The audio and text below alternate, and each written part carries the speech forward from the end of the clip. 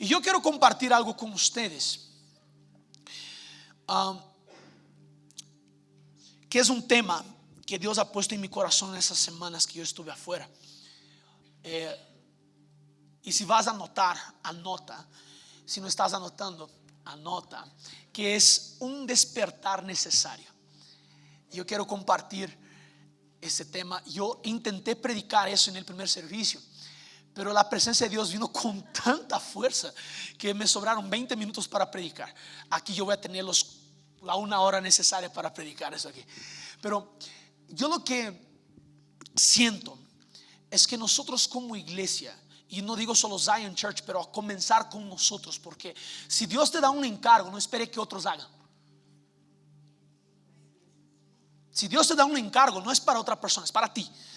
Y yo siento que nosotros como Zion Church tenemos un encargo del Señor Dios de ser pioneros en esa nación. Yo no estoy aquí hablando desde un lugar de vanagloria, de soberbia, de orgullo, no. Pero yo sé lo que Dios ha depositado sobre nuestra iglesia. Y esa es humildad. Te voy a decir una cosa: humildad no es hacerte de menos. Humildad es simplemente saber lo que Dios ha puesto sobre ti. Eso es humildad. Y sabemos como Zion Church lo que Dios ha puesto en esa casa. Ver lo que Dios está haciendo a través de nuestra iglesia aquí en el país. Ver lo que Dios está haciendo a través de nuestra iglesia en otras naciones. Tenemos que entender que hay un encargo sobre nosotros como iglesia, como Zion Church. Y yo no voy a esperar que otras iglesias hagan, pero ese mensaje también es para otras iglesias. Pero voy a comenzar aquí en nuestra casa. Es para nosotros. ¿Ok? Y si tú te consideras Zion Church, esa palabra es para ti, es del Señor Dios para nosotros como iglesia. Entonces, yo he escuchado eso. Es necesario un despertar. Nosotros como iglesia necesitamos un despertar. Ahora, yo te quiero hacer una pregunta. ¿Cuántos de ustedes acá oran a diario por un mover del Señor Dios en esa nación? A diario. Es decir, yo voy a orar a diario por un mover de Dios en esa nación. Ok, tengo literalmente 5% del salón conmigo.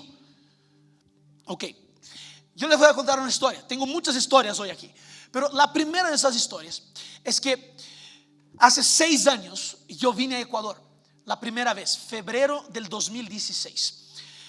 Y mientras el avión estaba aterrizando, el avión aterrizaba y yo venía orando diciendo: Dios, ¿cuál es nuestro encargo en esta nación?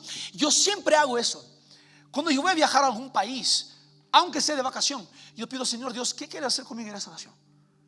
Es una cosa que yo hago. ¿Por qué? Porque la nación es mía también. Por más que yo no tenga un pasaporte de esa nación, la nación es mía también.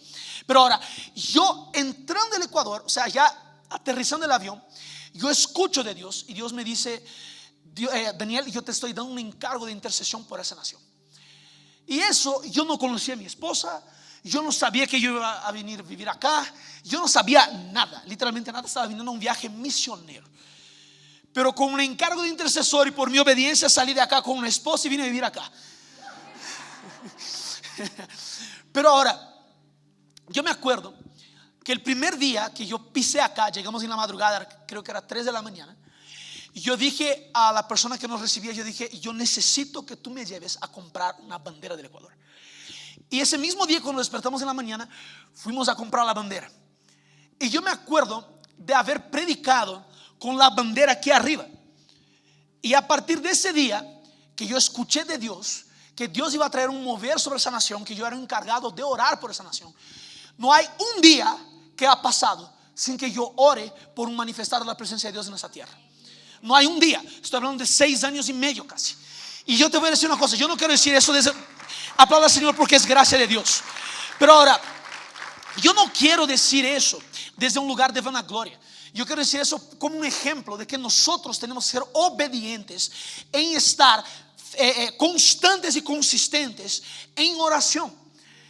Y yo me acuerdo que después de predicar, regresé a Brasil, ya conversando con María Ángel, porque fue mi traductora. Hay una historia por detrás que creo que aquí no es el espacio, sino María Ángel tiene la versión, yo tengo mi versión, y vamos a tener un problema aquí en la casa después, mentira. Pero la cosa es, yo me acuerdo de haber llegado a Brasil, y lo primero que yo hice, yo puse mi bandera, o la bandera del Ecuador, tengo hasta esa bandera, colgada en mi cuarto. Y yo todos los días, sin saber, yo no tenía ni planes de venir acá para nada, pero sin saber, Y yo oraba: Señor Dios, derrama tu espíritu sobre esa tierra. Señor Dios, sana esa tierra. Señor Dios, derrama tu mover. Señor Dios, abre los cielos sobre Ecuador. Y eso ya voy 6 años haciendo, por si acaso.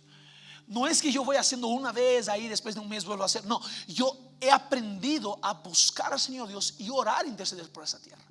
Y yo te voy a decir una cosa: tal vez tú no entiendas lo que Dios quiere hacer, pero la Biblia dice que Dios, Él revela sus misterios a los que son íntimos. Tú no vas a revelar tus secretos para cualquier persona, pero las personas que son íntimas del Señor, Dios revela. Por eso es necesario que tú te mantengas en oración. ¿Por qué? Porque en oración, en lugar de intimidad, el Señor Dios va a revelar sus secretos. El Señor Dios va a revelar sus misterios. Y tú vas a saber a dónde tienes que caminar.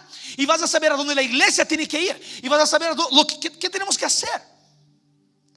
Pero a veces yo siento que nuestras oraciones, más que propositivas, son reactivas. Yo veo un problema y yo comienzo a orar. Te voy a decir una cosa: si tú oras solo cuando ves problemas, tú estás siempre un paso atrás. Porque no estás proponiendo nada en oración, estás reaccionando a lo que el enemigo está haciendo.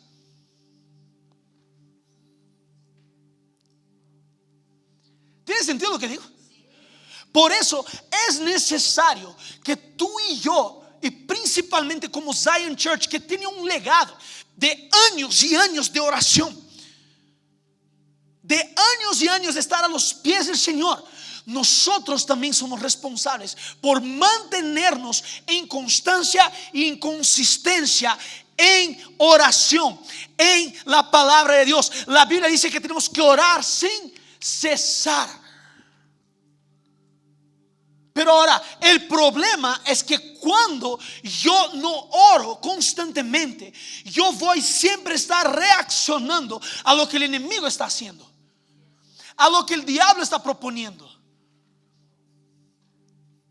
Y es ahí en donde yo dejo entrar sentimientos, dejo entrar crisis internas, yo dejo con que las cosas comiencen a mover dentro de mí. Y yo siento que Dios nos quiere despertar. Zion Church, escúchame por favor. Yo siento que Dios no quiere levantar solamente a algunas personas puntuales, porque yo sé que hay gente fiel aquí que se ha permanecido orando por años junto conmigo para que el Señor Dios derrame algo sobre esa nación. Pero yo sé que Dios quiere levantar la iglesia como una iglesia intercesora, la iglesia como una iglesia que está en constante oración delante del Señor. Volví encendido de Europa, ¿no? Me dieron ahí. Ahora, yo quiero presentarte aquí 2 escenarios sobre la oración. 2 escenarios. Abre tu Biblia en Jueces capítulo 6, por favor. Jueces capítulo 6, versículo 1. Déjame darte el contexto. El libro de Jueces, el pueblo de Israel no tenía reyes aún. Entonces Dios instituía personas para liderar el pueblo. Entonces a cada momento Dios decía: esa persona va a ser la encargada de liderar el pueblo. Pero ahora el pueblo también se desviaba de Dios. El pueblo se alejaba de Dios. Y lo que pasa aquí en Jueces capítulo 6, mira eso. Dice así: los hijos de Israel hicieron lo malo ante los ojos de Jehová, y Jehová los entregó en manos de Madián por 7 años. Y la mano de Madián prevaleció contra Israel. Y los hijos de Israel, por causa de los madianitas, se hicieron cuevas en los montes y cavernas y lugares fortificados. Pero sucedía que cuando Israel había sembrado, subían los madianitas y amalecitas y los hijos del oriente contra ellos. Subían y los atacaban, y acampando contra ellos destruían los frutos de la tierra, hasta llegar a Gaza, y no dejaban que comer en Israel ni ovejas, ni bueyes, ni asnos, porque subían ellos y sus ganados, y venían con sus tiendas en grande multitud como langostas, y ellos y sus camellos eran innumerables. Así venían a la tierra para devastarla. De este modo empobrecía Israel en gran manera por causa de Madián. Y los hijos de Israel clamaron a Jehová. Repite conmigo: clamaron a Jehová. Y cuando los hijos de Israel clamaron a causa de los madianitas, sigue el texto que Dios envió un profeta para dar una palabra, y de ahí es el llamamiento de Gedeón. Ahora, Entienda lo que está sucediendo aquí. El pueblo pasó por una crisis. ¿Por qué? Porque se distanció de Jehová. Cuando nosotros no tenemos una vida de oración, te voy a decir una cosa: la vida de oración no es para que simplemente veas la mano de Dios moviéndose. Es para que tú le conozcas a Dios. Es para que tú sepas cuál es la naturaleza de Dios. Pero ahora los hijos de Israel se toman distancia, se alejan de Dios. Y lo que pasa ahora es que la fuerza de los madianitas comienza a prevalecer en contra de Israel. Israel, el pueblo escogido. Israel, el pueblo separado. Israel, el pueblo que Dios amaba, que tenía promesas, que había todo. Ahora, piensa conmigo. La Biblia dice que el pueblo de Israel comenzó a perder cosas. Comenzó a perder simplemente por estar distante, por estar alejado, por pecar en contra de Jehová. Yo te quiero proponer algo: que tal vez tu falta de oración no es pecado, pero tu falta de oración te va a llevar a pecar. Tu falta de oración te va a llevar a un lugar de distancia, de alejamiento de Dios. Y lo que va a pasar es que tú vas a comenzar a ver que las cosas comienzan a ser perdidas. Pero ahora, a veces es necesaria una crisis para que tú te despiertes. No es la voluntad de Dios, pero a veces es necesaria una crisis para que tú te despiertes. El pueblo de Israel aquí pasó una crisis. El pueblo de Israel ahora no está pudiendo producir, está perseguido, está cautivo de Madián. Y la Biblia dice que Dios entregó a Israel bajo la cautividad, hasta el momento que el pueblo de Israel clamó. Hasta el momento que el pueblo de Israel clamó. Y el Señor Dios respondió. Pero hubo una crisis para que Israel pudiese ser despertado.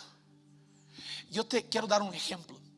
Hace poco, hace 3 meses, yo estaba jugando fútbol. Yo no juego fútbol, yo doy clases de fútbol por si acaso. Pero yo estaba jugando fútbol y yo tuve una lesión en la rodilla. Y yo, por no perder, por competitivo, seguí jugando, aún con la lesión.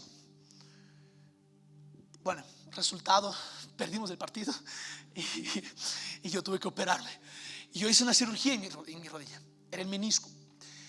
Y yo, conversando con el doctor que me operó, yo le preguntaba por qué se da esa lesión.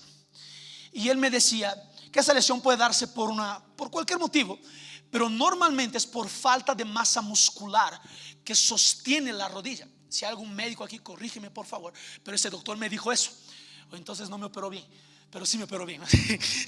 Pero él me dijo que por falta de masa muscular en la rodilla, esta lesión en el menisco se da. ¿Por qué? Porque la rodilla no está fuerte, los músculos no están sosteniendo bien la rodilla. Entonces yo, por saltar y pisar, algo pasó en la rodilla. Y yo hago la cirugía y estoy hasta ahorita recuperando. Pero algo que yo comencé a pensar es que tal vez no fuera necesario pasar por una cirugía si mi rodilla o si los músculos de mi pierna estuviesen bien. Si yo tuviera una constancia en oración o en fortalecer mi rodilla, no sería necesario haber pasado por una crisis que me llevaría a caminar con una muleta, que mi cuerpo todo sufriría porque me tocó silla de ruedas para entrar en un vuelo, que mi rodilla se hinchaba y no podía pisar, inflamaba por un vuelo. Ok, déjame traer eso para tu vida de oración. Tal vez las crisis que pasamos en nuestras vidas son por falta del músculo de oración que no está desarrollado.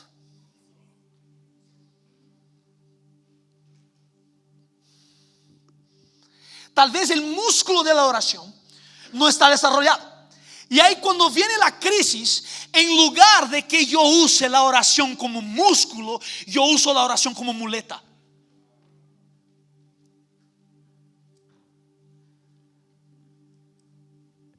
¿Me están entendiendo eso? Pero ahora la muleta nunca va a reemplazar la pierna.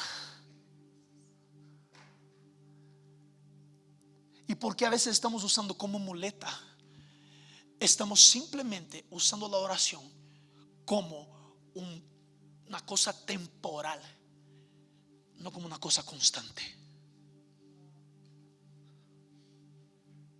¿Tiene sentido lo que digo? Pero ahora nosotros a veces necesitamos pasar por una crisis para que el músculo de la oración pueda ser desarrollado otra vez. Y no es una oración de simplemente petición, es una oración de conocimiento. Pero ahora, ¿cuántos aquí fueron llevados por Dios a orar en el paro que Ecuador tuvo? Deja ver. Y doy gracias a Dios por cada uno de ustedes, porque yo estaba desde allá todos los días orando, en comunicación con María Ángel, orando y pidiendo a Dios: Dios, trae tu mano soberana sobre Ecuador, trae tu mano soberana sobre Ecuador, trae tu mano soberana sobre Ecuador. Pero ahora, el problema es que tal vez fue necesario ese despertar o esa crisis para que la iglesia pudiese desarrollar otra vez lo que es la oración e intercesión. Pero ahora, nosotros tenemos que entender que un despertar no es el tipo de persona. Ya vieron esas personas que dicen: voy a comenzar gimnasio. Yo ya fui esa persona. Voy a comenzar gimnasio. 3 semanas después ya paró. ¿Cuántos son así? Por favor, yo ya fui así. Pero ahora, tal vez la intención de la crisis no es simplemente despertarnos, pero es despertarnos para que seamos constantes. ¿Tiene sentido lo que digo? Una crisis viene para que tú seas constante. Ahora, déjame darte otro escenario. El primer escenario es necesaria una crisis. A veces la crisis va a venir y a veces tú necesitas eso para ser despertado. Ahora, el otro escenario está en Daniel capítulo 6. Daniel capítulo 6. Déjame darte el contexto de lo que está pasando aquí. Daniel, si coges el capítulo 1 hasta el capítulo 5, la Biblia dice que Daniel era superior a cualquier otra persona en el reino, en autoridad, en sabiduría, en inteligencia, en conocimiento. Daniel en el capítulo 1 comienza un ayuno que no va a contaminarse con las cosas del rey. En el capítulo 2, Daniel interpreta un sueño. No solo interpreta un sueño, sino que revela cuál era el sueño, porque Nabucodonosor se había olvidado. Daniel dice: tu sueño es ese, Señor. Y le da el sueño, le da la revelación del sueño, la interpretación. Ahora, Daniel capítulo 2, versículo 20, si no estoy mal, Daniel comienza una oración y comienza a declarar quién es Dios, las grandezas de Dios, las maravillas de Dios. Y Daniel ahora se vuelve un consejero de Nabucodonosor, del rey, porque Dios le dio favor. Daniel tenía una vida con el Señor Dios y ahora él tiene el favor de Dios para ser el consejero del rey. Ahora, en el capítulo 4 algo cambia. ¿Por qué? Porque Nabucodonosor muere y ahora Belsasar es el rey de la Babilonia y Daniel sigue como un consejero. Y Daniel en el capítulo 5 interpreta una lectura de algo que una mano escribe en la pared. Y Daniel, cuando interpreta eso, dice: Dios está trayendo juicio sobre Belsasar. Belsasar muere. Entramos al capítulo 6. Capítulo 6, nuevo rey. Es el tercer rey que Daniel ahora está sirviendo, que es el rey Darío. Y Daniel ahora, con el rey Darío, es llamado a ser uno de los gobernadores de Babilonia. Y Daniel ahora es el número 1 entre los gobernadores. Pero los otros gobernadores tenían celo de que Daniel tenía mucho más favor que ellos, porque Daniel caminaba con Dios. La Biblia dice que Daniel tenía un espíritu superior a cualquier persona. Daniel tenía intimidad. La Biblia dice que Daniel era el Dios de Daniel era el Dios de los dioses. Y Daniel caminaba con ese Dios. Cuando llega el capítulo 6, esos sátrapas o gobernadores, ellos comienzan a armar algo para que Daniel sea atrapado. Y ellos hacen con que el rey les diga: firme un edicto de cualquier persona que ore a cualquier otro Dios que no sea Darío, la persona de Darío, una estatua, esa persona va a ser lanzada a la cueva de los leones. Llega el versículo 10. Lea ahí conmigo. Dice así: cuando Daniel supo que el edicto había sido firmado, entró en su casa, y abiertas las ventanas de su cámara que daban hacia Jerusalén, se arrodillaba 3 veces al día y oraba y daba gracias a su Dios, delante de su Dios, como solía hacer antes. Ahora, mi pregunta es: ¿cuál fue la actitud de Daniel frente a una crisis, frente a algo que él podía sufrir? Orar. A veces tu actitud es gritar, es defenderse, gritar por los derechos. No está mal eso. Pero ahora, si yo te propongo que tal vez la primera actitud frente a una crisis que tú debes tener es volver a tu cuarto y orar al Señor Dios. Mateo capítulo 6 versículo 6. Entra en tu cuarto, busca a tu Padre que está en secreto, y tu Padre que te ve en lo secreto te recompensará. Daniel, frente a una crisis, la Biblia dice que cuando él oyó lo que sucedió, entró en el cuarto y fue a orar. Ahora, lo que me llama la atención es que Daniel, en ningún momento la Biblia va a decir que Daniel se desesperó, que Daniel se quedó en crisis por una crisis externa, que Daniel alzó la voz, que Daniel intensificó sus oraciones. No, la Biblia va a decir que Daniel entró en su habitación. ¿Pero por qué? La Biblia dice que Daniel lo solía hacer antes. Ese es un detalle que tenemos que coger aquí. No es que Daniel comenzó a orar cuando la crisis vino. Daniel ya oraba antes de la crisis. Cuando la crisis vino estaba preparado y ya tenía constancia en oración antes de la crisis, antes del problema. Daniel ya tenía una vida de oración, tanto que cuando el rey ahora tiene que tirar a Daniel a la cueva de los leones, el rey sabía de la intimidad que Daniel tenía con Dios y dijo: Daniel, que tu Dios te libre de la boca de los leones.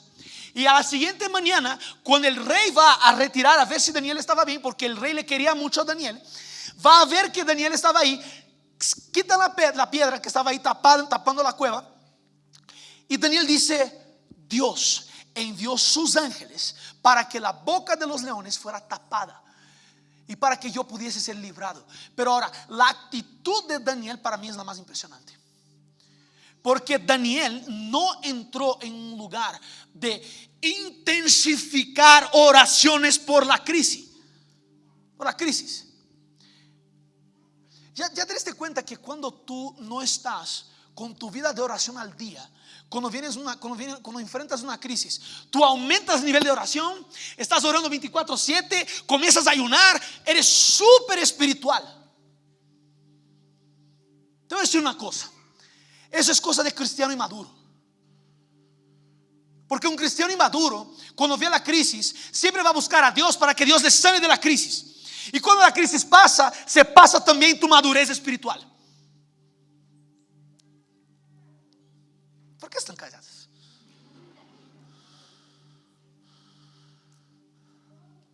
Es un despertar necesario que necesitamos como iglesia. Yo no voy a buscar a Dios solo para que Dios me libre de la boca de los leones.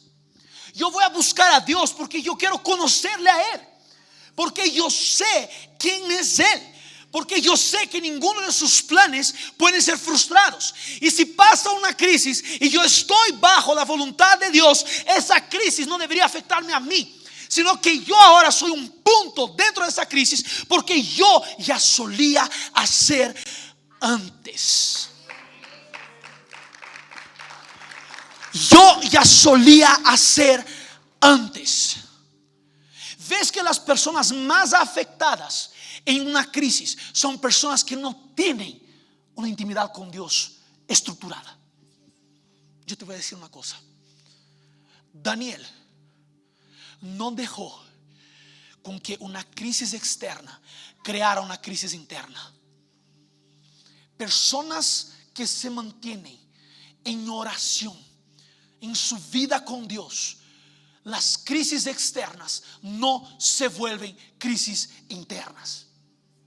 ¿Sabes por qué? Porque viene la crisis externa y yo comienzo a recordar lo que la palabra dice, que dice: porque yo sé en quién yo he creído, y yo sé que Él es poderoso para hacer infinitamente más de lo que yo pueda pedir, pensar, imaginar.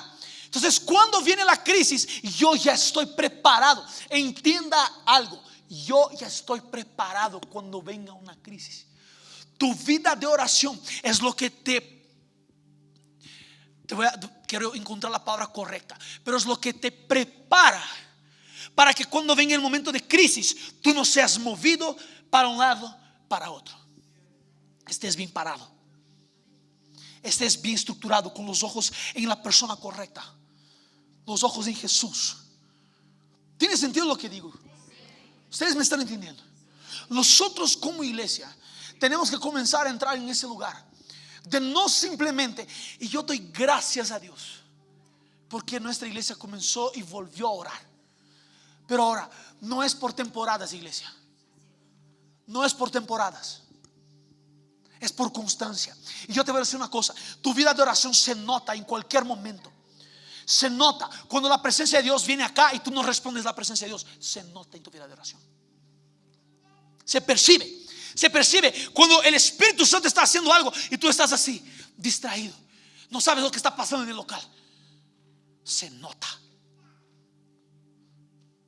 Y yo sueño con el día que la persona que esté aquí liderando adoración toque la primera nota y todos allá,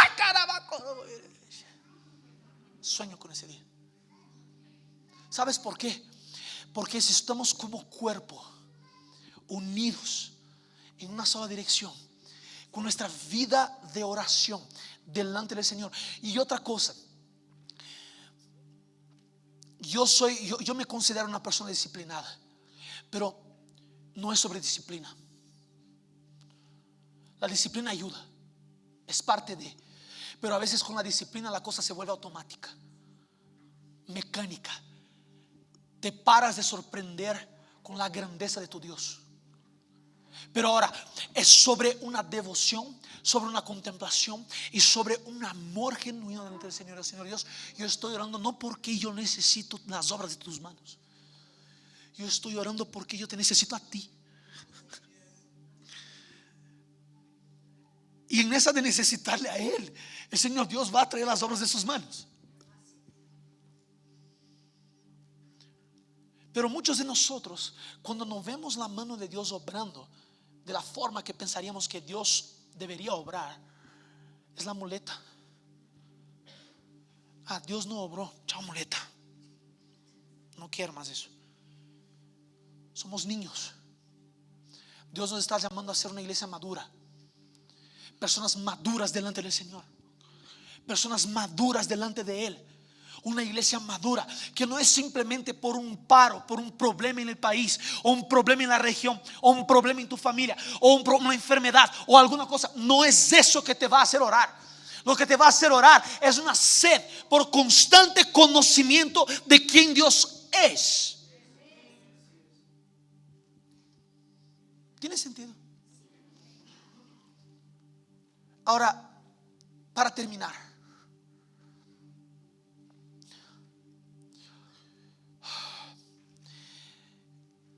Daniel no esperó venir la crisis para empezar a orar.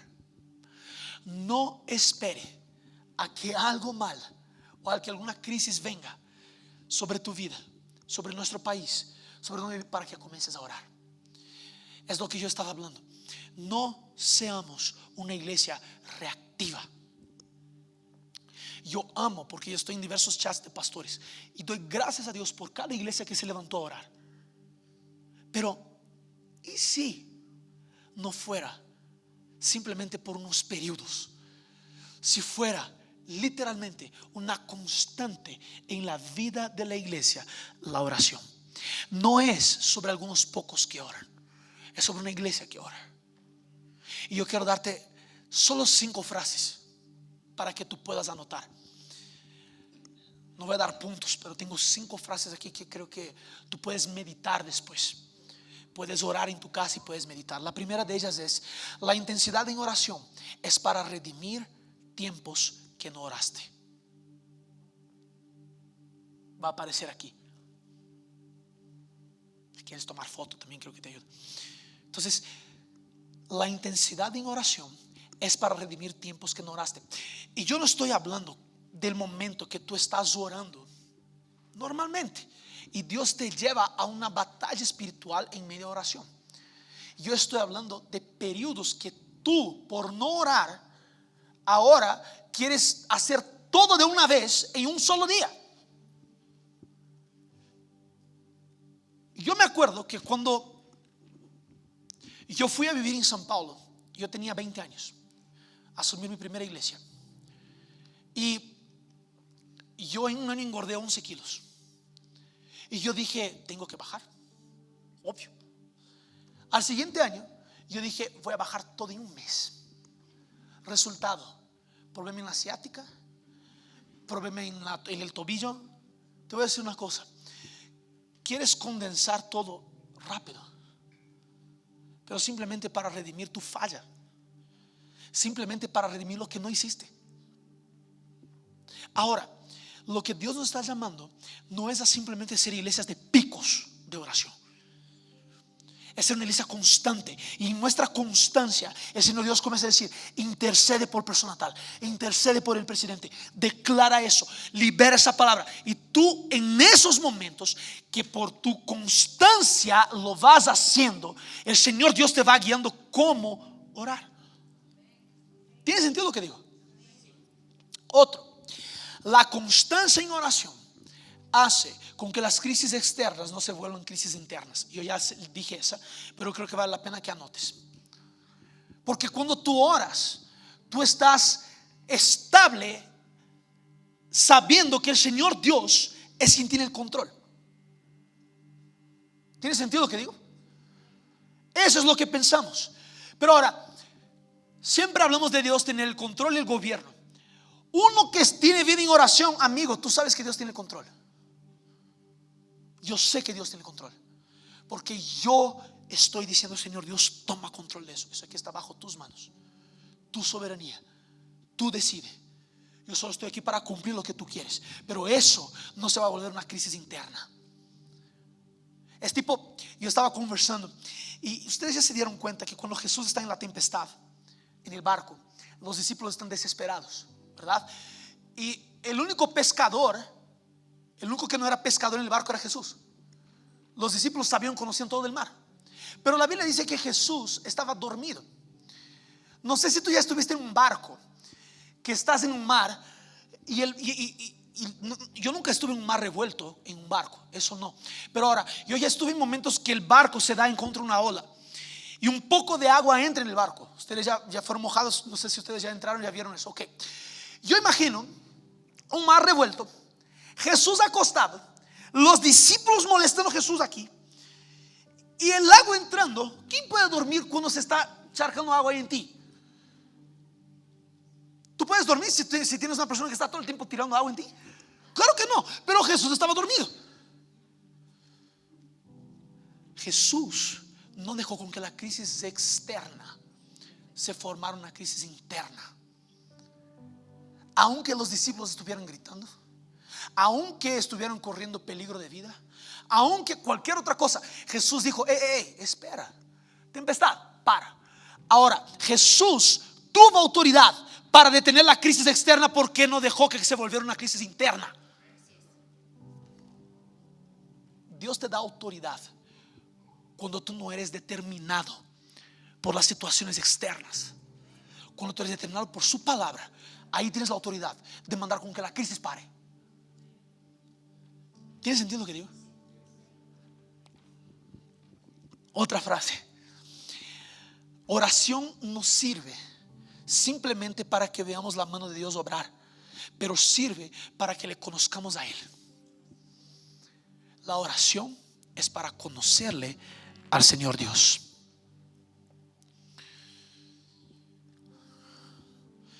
No seas un cristiano inmaduro que busca a Dios solo por sus obras. Dios quiere bendecirnos, yo creo, pero no busques a Dios solo por sus obras. Busque al Señor Dios por quien Él es. Amén. Cristianos inmaduros van a esperar una crisis para poder orar. Crisis son necesarias para despertarnos y ponernos en la posición de ser constantes. Y termino con esa frase: la finalidad de la crisis es ponernos en una posición de constancia. Si tú oraste por ese tiempo que tuvimos de una crisis en el país, la intención de Dios es que sigas orando. La intención de Dios es que sigas buscando su rostro. La intención de Dios es que sigas buscando, pero no para que le haga algo, sino para que tú le conozcas y sepas quién Él es. ¿Sabes por qué? Porque cuando tú sabes quién Dios es, tú oras a partir de su carácter, no a partir de sus obras. Es como Moisés. Moisés conocía a Dios cara a cara. Por eso Moisés sabía que Dios les libraría de cualquier problema, que Dios les libraría de cualquier ejército. Pero el pueblo quedaba: Moisés, Dios no hace eso. Moisés, Dios no hace otro. ¿Por qué? Porque el pueblo estaba acostumbrado con las obras, pero Moisés conocía a Dios cara a cara. Nosotros tenemos que llegar a un nivel de oración tan profundo que yo le conozco el Señor Dios, que yo conozco su carácter, que yo sé que Él es fiel independiente de cualquier circunstancia. Amén.